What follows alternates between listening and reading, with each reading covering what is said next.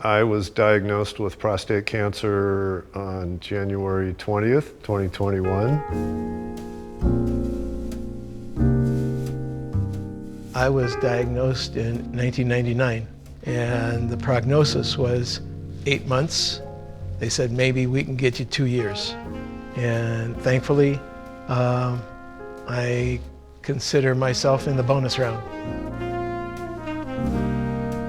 I was diagnosed in 2014, and as of about 3 years ago, no evidence of cancer.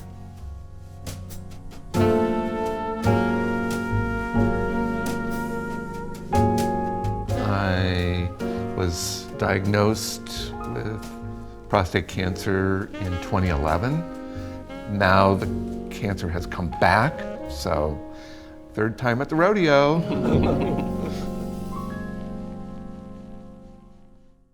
I found that guys don't really talk about healthcare, and especially getting screened for cancer in our regular conversations. Our conversations when we get together usually is about sports, right guys? It's rarely about health and wellness. You know, it seems like a very private thing to have cancer in your prostate. I agree with that. I believe on a certain level there's a stigma attached to prostate cancer. So, you know, people don't want to discuss it. When I'm out there talking to men in general about it, one, they don't know what a prostate is. You got to tell them that first. and then second, it's like having that conversation, you know, with your primary care, first of all, before you even have to talk to a specialist, because most of our prostate issues don't rise to cancer. If I had been open to the idea that I'm not Superman anymore, I might have caught the prostate cancer a couple of years early, but because I was closed off to the possibility that I could have been sick, I missed that opportunity. The conversation really starts at home, and it starts with your wife, and it starts with your doctor. Yeah, you know, absolutely. You've got to have that conversation because you can't hide from it. And if you're trying to hide from it, it's the worst thing you can do. When my doc called, my wife and I were at the breakfast table and talking, but it was still really shocking. And it was shocking to her. And so, you know, we processed for a couple of days, and then we started planning it out. With my diagnosis, I was a mess emotionally. Even now, thinking back to that period in my life, I retreated into depression. And and it was debilitating. I remember telling my partner, and really, rather than feeling sorry for myself, because again, I know the numbers, 1 out of 8, you know, lucky me, I was one of those. But I think I had the resolve to do the research and come up with a plan and get after it. I didn't feel the impact of it, guys, until later. The side effects is what started kicking my butt. You know, You didn't like the tropical heat wave? Oh man, you know, I didn't even know guys could get hot flashes.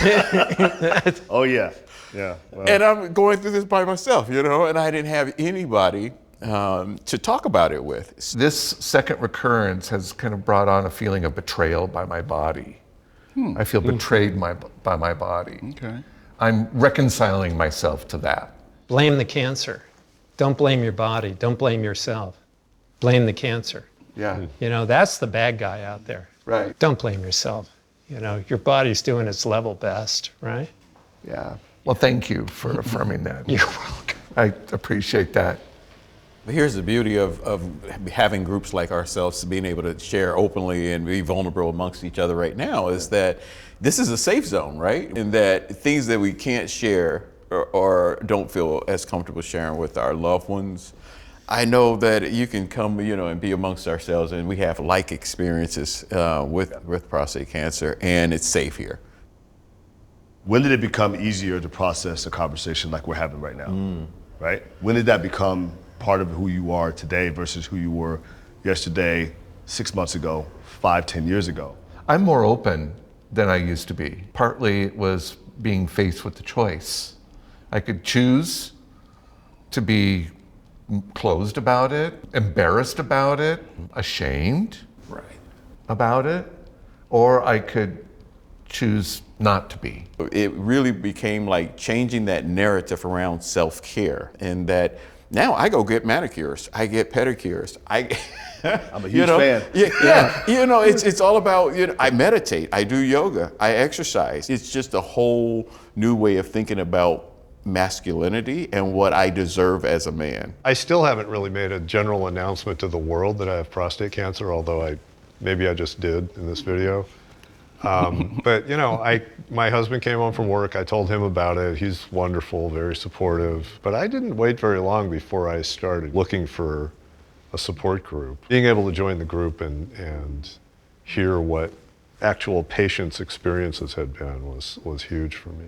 I have found tremendous value, and I'm incredibly grateful for the journey that each man goes through regarding prostate cancer, because every journey is unique. Definitely.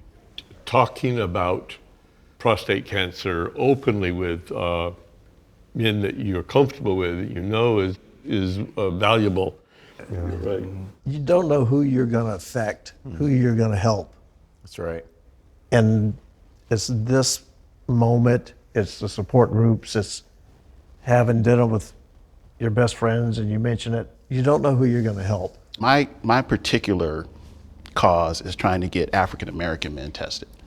Not only do we tend to get it at an earlier age, it's oftentimes more aggressive. The statistics are getting better, but we usually die more often from it. A lot of guys that we've lost to prostate cancer lose because they were unable or unwilling to discuss it or talk about it to anyone, especially their doctors, because as you know, Right. for us as black men, it was a big challenge for us to even trust doctors for a very long time. Right. One of the issues that I really harp upon is get your PSA checked. I talk to every man that I meet of a certain age, and I say, have you had a PSA? We went through a brokenness, with getting that cancer diagnosis. And myself, I know that breaking was the best thing almost that happened to me, because I'm living my best life now. Yeah. And it's because of community. It's because of knowing guys like you. And I take the information that you guys have shared, and then I work on myself, and I add to my toolbox. And I think we each have these toolboxes, of resilience tools that we use in our lives. Having a brotherhood like this has really helped me. So I wanted to say thank you to you guys, and I appreciate your stories. Yeah, I never knew this walnut-sized thing in our bodies could be such a problem. Yeah, if I had known, I would have got rid of it years ago. Exactly. Yeah.